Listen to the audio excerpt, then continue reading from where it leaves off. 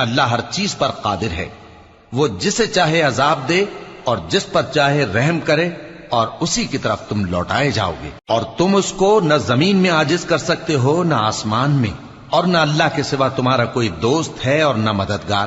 اور جن لوگوں نے اللہ کی آیتوں سے اور اس کے سامنے حاضر ہونے سے انکار کیا، وہ میری رحمت سے نا امید ہو گئے ہیں، اور ان کو درد دینے والا عذاب ہوگا۔